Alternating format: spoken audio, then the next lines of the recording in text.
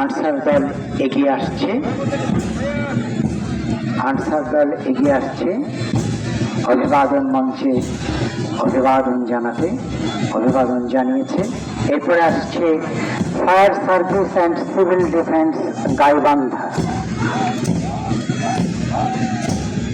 আনসারের পরই আসছে fire service and civil defence.